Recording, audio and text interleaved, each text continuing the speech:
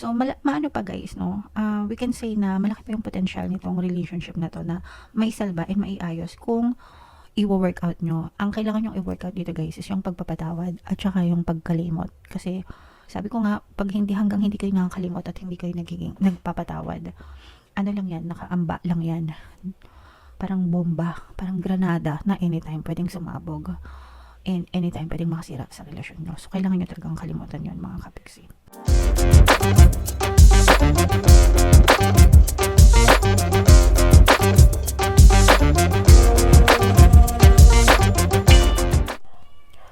Hello guys, hello Pisces. Welcome back to Pinoy Pixie Tarot. Ang pamagatang episode natin for tonight is Silip sa Pag-ibig Kapalaran. Ito yung ating love life reading, mga kapiksi, para ngayong December.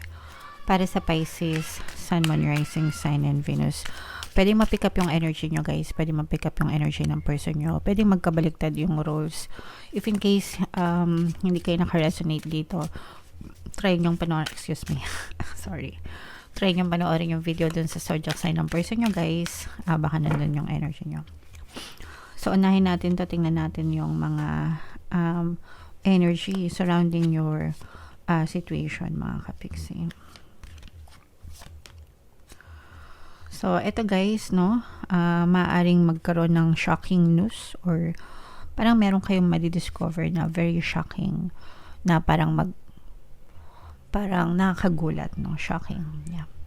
Parang nakakagulat na sitwasyon or nakakagulat na kaganapan sa sitwasyon nyo ng inyong person, mga kapiksi. And dahil dun sa discovery na yun, parang magkakaroon ng pagbabago sa pagitan yung dalawa. So, it's either may malaman kayo sa kanya, may ma-discover kayo sa kanya, and vice versa. Pwedeng magkabaliktad, okay? Maaaring may kinalaman din ito sa parang marami, no? Parang feeling ko marami. Kumbaga parang hindi lang kayo yung nag-iisa para sa kanya. Meron pa siyang iba. Pwedeng ano din guys, open relationship, no? Pero usually kasi pag open relationship, ibig sabihin ng open relationship guys, multiple partners, no? Pwedeng ikaw, tapos meron pang ibang other partners, ganyan. Most of the time, kapag pumapasok sa open relationship, alam nila. So, hindi na nagkakaroon ng mga selosan or what. Pero yung iba sa inyo, siguro, baka hindi nyo alam, no? Na meron palang iba pang partner yung person nyo, and baka ngayon nyo lang malalaman, mga kapiksi. For some of you, pwedeng third party kayo pero hindi nyo alam, no? Kaya unconventional. Ibig sabihin, kasi merong ibang third party na hindi naman nila alam na third party sila. Kumbaga nagsinungaling sa kanila yung partner nila, sinasabi na sila lang, ganyan. Yun, tapos only to find out na meron palang jowa, meron palang asawa, ganyan. So, pwedeng ganun din. Kaya medyo naguguluhan kayo or nasashock kayo dun sa mga discoveries nyo or mga nalalaman nyo. And right now, parang gusto nyo na lang maging single. Gusto nyo na lang unahin yung sarili nyo and spend your time with family. Yung iba sa inyo guys, pwedeng natutrauma na rin kayo ng konti sa relasyon, no? And gusto nyo lang na sarili nyo lang, enjoy nyo lang yung sarili nyo, walang sakit sa ulo, ganyan. So, ganun yung gusto mangyari ng iba sa inyo, mga kapiksi. Okay? So, comment down below guys if feeling nyo naka-resonate kayo dyan sa mga sitwasyon na yan. Tingnan natin yung ganap sa love life nyo guys ngayong December. Shuffle natin to. Habang sinashuffle ko to guys, panoorin nyo muna yung video natin regarding sa ating paano mag-manifest ng abundance video course. Kapiksi, sawa ka na ba sa mga struggles at hirap sa buhay mo?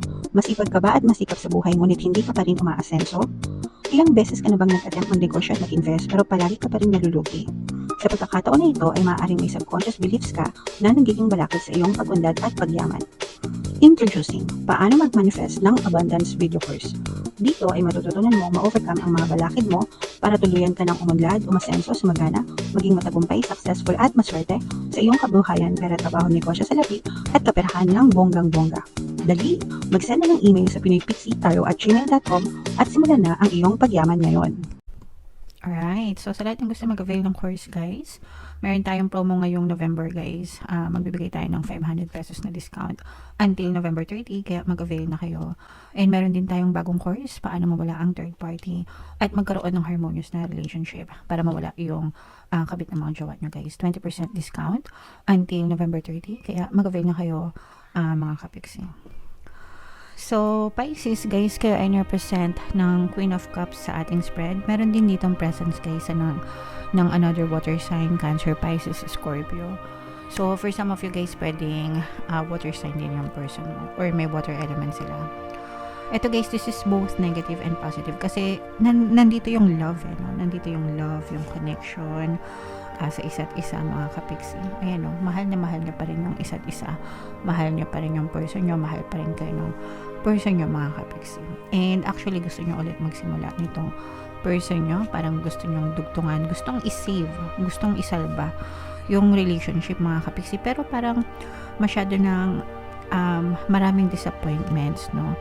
At saka yung iba sa nyo, guys, parang merong ganap or nangyari sa relasyon nyo na sobrang frustrated, sobrang annoyed, sobrang malaki yung impact dun sa relationship, mga kapiksi.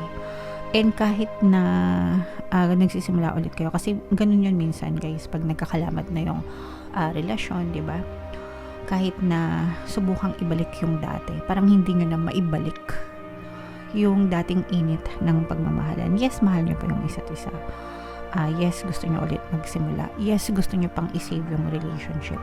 Pero nandun na yung duda, nandun na yung pagkatakot, and yung sometimes yun nga yung panlalamig na parang hindi na maibalik yung dating lamig, yung relationship na walang lamat. Kasi iba na yun pag may lamat, mga kapiksi. Parang hindi na siya, di ba yung salamin guys, no? Pag may salamin kayo, pag brand new yung salamin, malinis, maayos. Pero pag nagkalamat yan, iba na yung itsura, di ba? Hindi mo na maibabalik kahit nasabihin mong maidugtong mo, di ba, yung salamin, pero iba na yan, may crack na yan. So parang ganun yung nangyayari sa relationship ng mga kapiksi. And yung iba, parang you're saving the relationship for the sake na kayo pa rin, magkasama pa rin, hindi pa rin hiwalay, di ba? Para lang masabi na kayo pa rin. Pero deep inside, parang meron ng may mali, no? Parang may mali. So again, it's up to you. Pero kailangan kasing mabura, no? Kailangan mabura.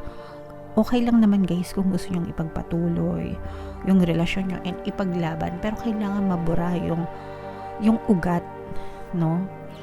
Yung pinanggagalingan ng negative energy sa inyo. So kailangan makalimutan. Kailangan magkaroon ng forgiveness, acceptance, at saka kalimutan. Kasi pag hindi makalimutan guys, lalabas at lalabas ulit yan.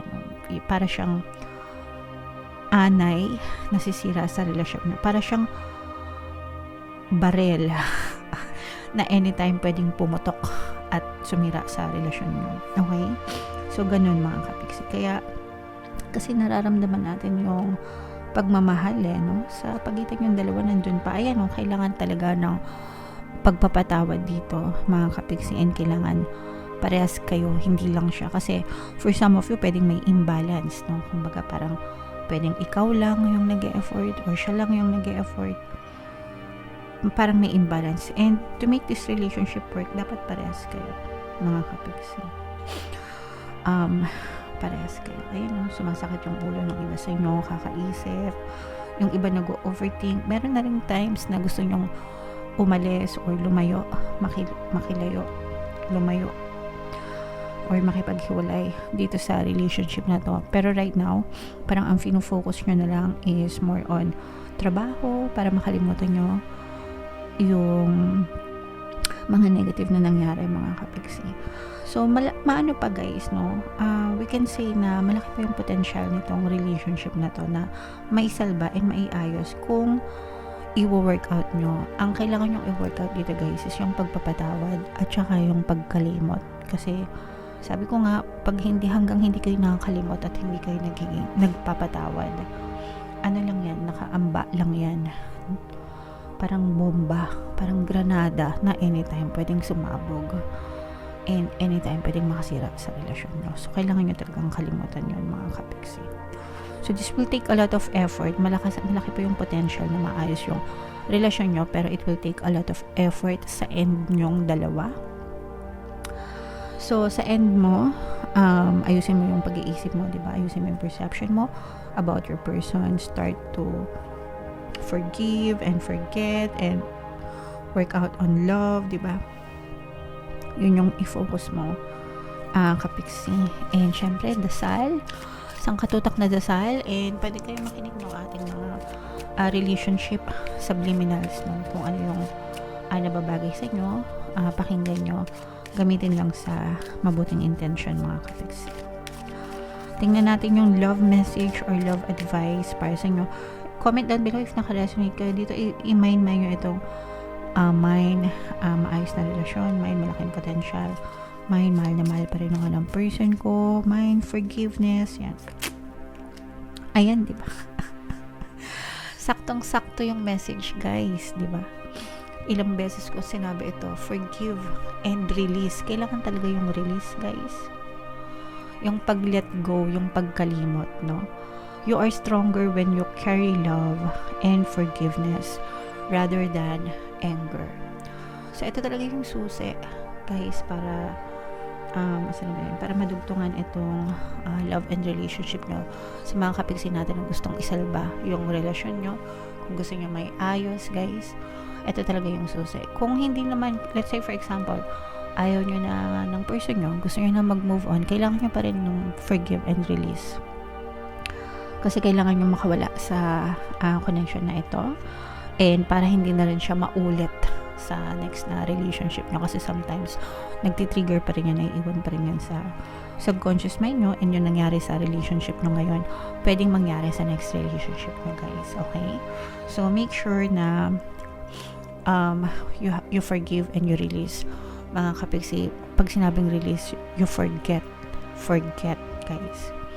Bitawan nyo na, alisin nyo na sa isip nyo, okay? Alright. So, comment down below, Pisces, pinaka the best, guys, yung Ho'oponopono, no? Na subliminal sa ating channel for forgiveness and para mawala yung mga emotional pain nyo. Okay, so comment down below, guys, if naka-resonate kayo. Ito yung ating 2025 kapalaran, panoorin nyo na. Ito naman yung ating success stories ng paano mag-manifest ng abundance video course. Click here to subscribe, guys. Ito yung ating mga pampaswerte subliminals. Thank you for liking, sharing, and subscribing. See you next time. I love you all, mga kapiksi. Have a nice day. Bye-bye.